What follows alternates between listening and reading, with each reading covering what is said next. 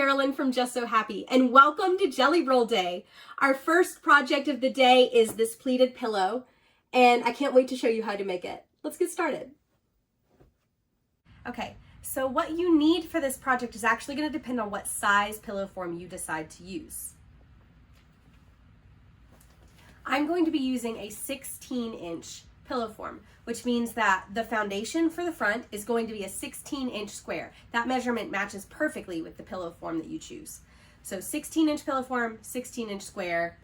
That foundation fabric is actually going to be what I attach all of the pleats to. You'll also need two pieces for the back. And the way that the envelope back is constructed is that you have to have two pieces that are going to be that same width, so in my case 16 inches, but the length, we want them to overlap. So you'll actually want to do half of your measurement plus 5. And you can do more than that or a little bit less than that. It'll just change the amount that it overlaps. So in my case, half of 16 is 8, plus 5 is 13.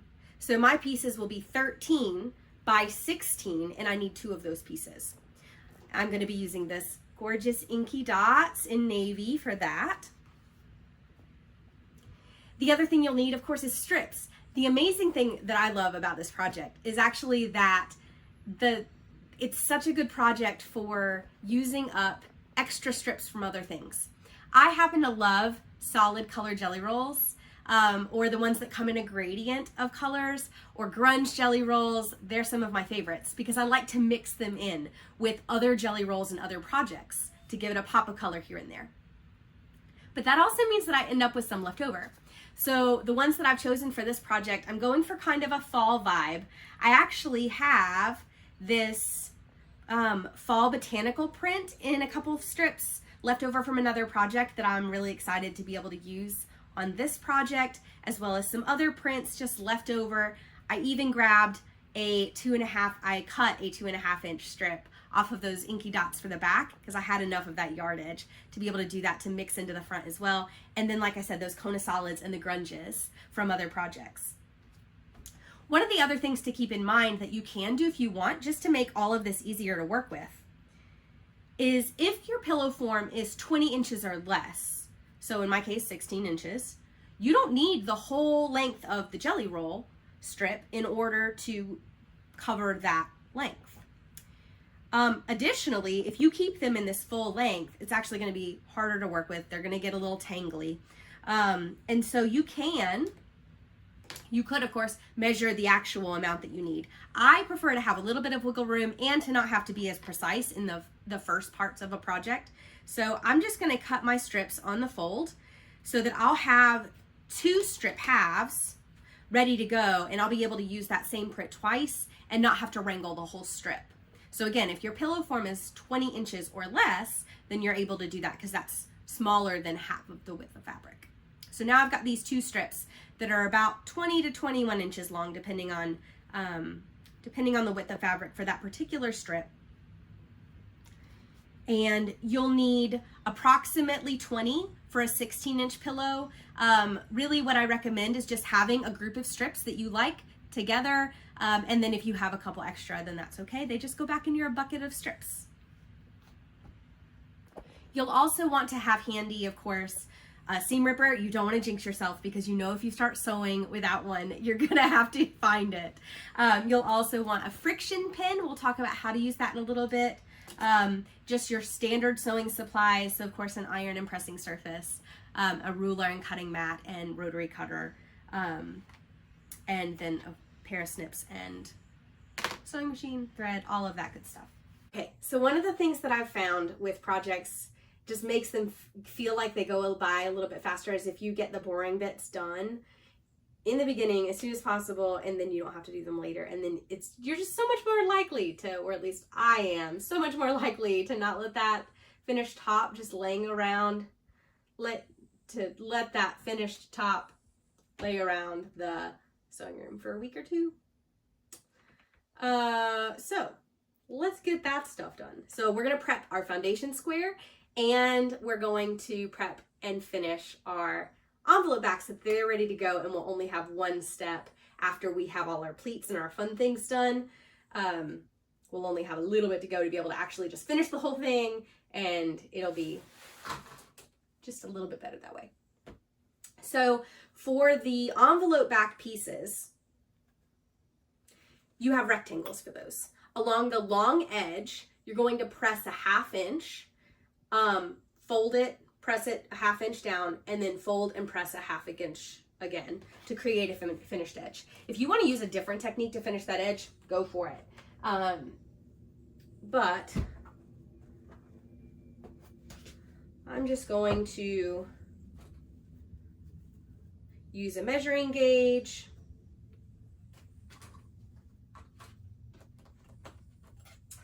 I'm just going to use a measuring gauge, get that 1/2 inch, and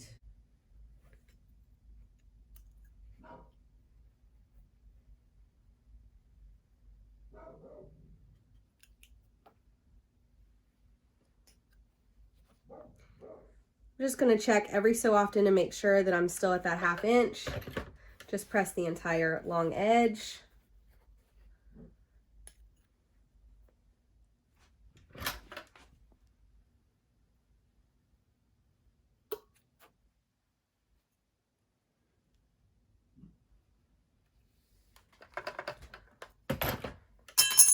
As long as it's moderately consistent, the step doesn't have to be extremely precise. And then fold it over right where you just pressed. And that'll be the line where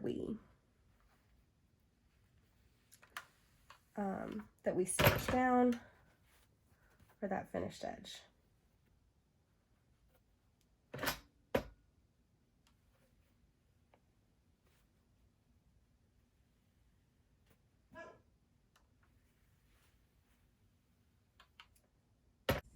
So you're going to repeat that with both pieces for the envelope back.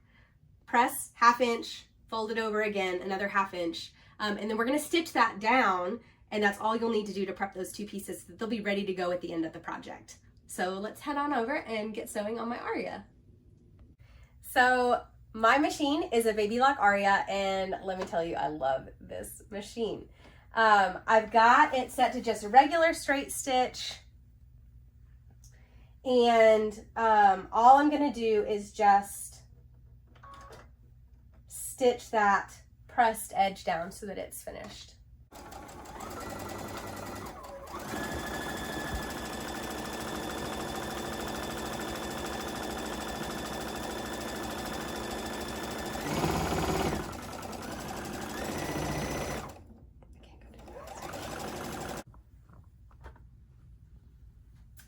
And then do the same thing with the other piece.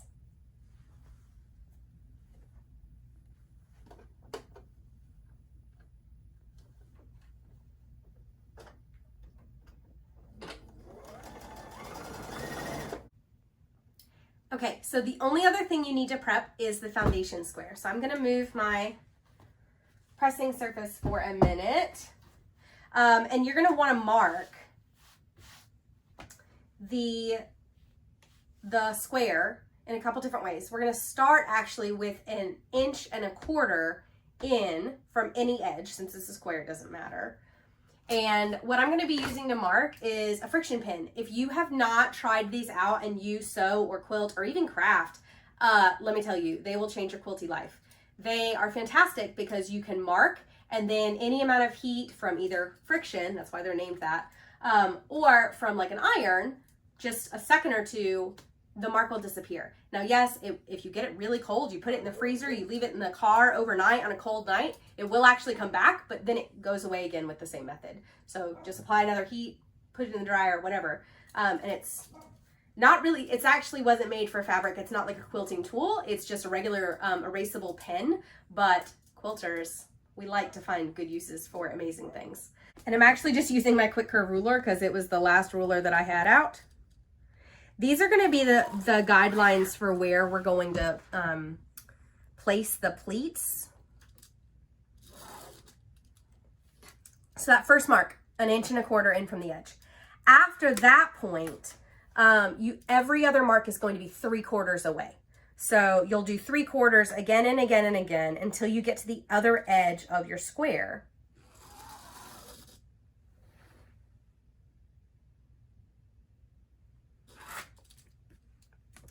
all the way across. And these will be the marks for all of our pleats. Now, if you're using a different size pillow form than me and you don't know how many strips you use, this step will tell you how many you need. Because however many of these marks you have, that's how many little half strips you need. Which in my case, a jelly roll, because this is 16 inches, a jelly roll strip is actually going to do 2 pleats because I was able to cut them in half. If your pillow form is 20 inches or less, then you'll be in the same boat, where a jelly roll strip, that entire width of fabric will cover 2 pleats, and you have the option to cut it in half. So just keep marking all the way across, and then we'll be ready to prep our next step. So with all of your lines drawn, your foundation piece prepped, and your envelope back pieces ready to go, then the only other thing left to do is deal with your strips. So what we're going to do is we're going to press every single strip. This is a good chance that if you haven't finished cutting them apart, to go ahead and do that.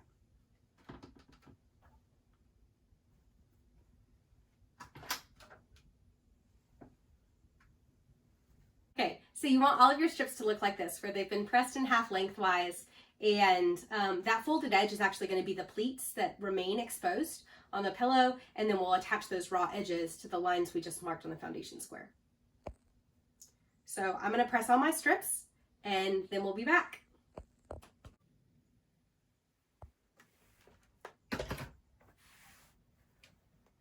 And you're ready for the best part, which is laying out what order you want them to be in. I've got a lot of duplicates because of those Kona strips, so I definitely I know I want to space those out, but really you're just going to lay them out and play with the colors, figure out what you want it to look like. Oh, I love that green against that botanical print. This is like my favorite part, besides picking out the fabric, of course. But it's like doing that all over again because you get to then play with what you've picked out.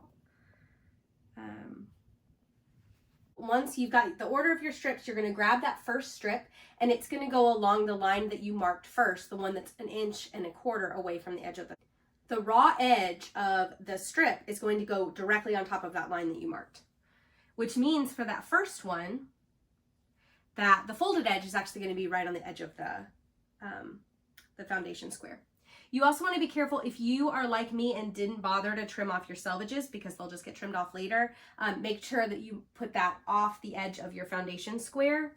I'm also going to clip this first one just so it stays in place. The rest, since I'll be at the sewing machine already and just grabbing them off the pile, I really won't need to clip those. If you have not tried Wonder Clips, let me tell you, they are amazing. They are wondrous. Aptly named. And we actually did an entire series not too long ago on our TikTok channel, as well as Instagram, on Wonder Clips versus the generic ones, why you want the actual Clover Wonder Clips and why they're better. There's several reasons. That's actually a series, but I highly recommend that if you're not already familiar with those. So let's get sewing. Okay, so you're gonna sew 1/4 inch away from that line, just like you would when piecing. This is actually a great project just as a nice exercise to stretch those quilty muscles, because it lets you have some practice with a consistent 1/4 inch seam over and over and over, and just kind of a meditative type sewing. So you just get to sit back, let her fly, and just enjoy the process. This is one of those projects too that it's great for a beginner, since it, you know, you're not really going to notice if the accuracy isn't as good as it could be. Once you sew that strip down through all 3 layers, you're just going to lay the next one on that next line and do the same thing again.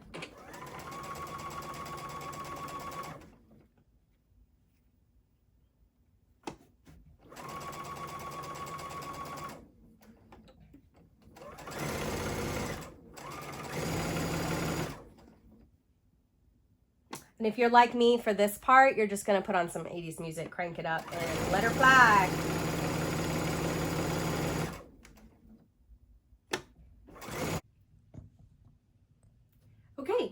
So once all of your strips are attached to that foundation piece, then we're really almost done. That foundation piece was already measured, so I can just trim based on that. Again, because the pillow is pretty forgiving in terms of accuracy and squareness.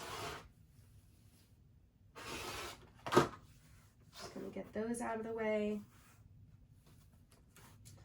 And then same thing, I'm gonna turn that around and just trim to my foundation square. Then all that's left is to attach our envelope backs. Alrighty. Those over here. So we're gonna assemble this right sides together.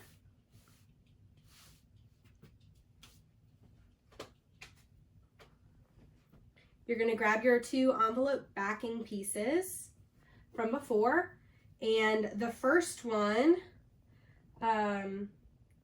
you want to actually be attached to the top. So if you'll place that face down on top of those pleats so that the right sides are touching, and that finished edge needs to be toward the center. And then the other one, again, finished edge towards the center.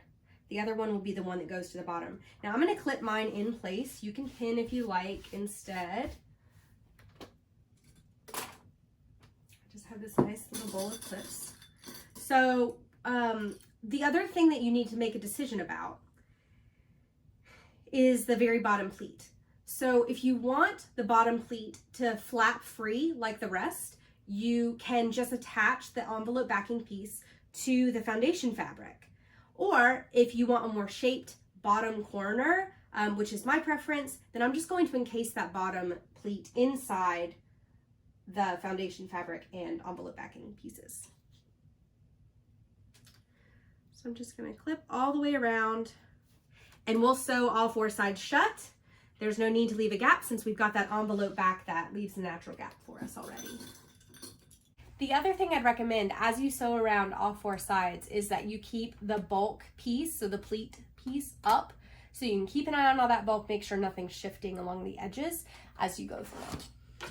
This is also a time where a walking foot would not be a terrible idea, just because you've got so much bulk, but I know my machine can handle it, so I'm just gonna go.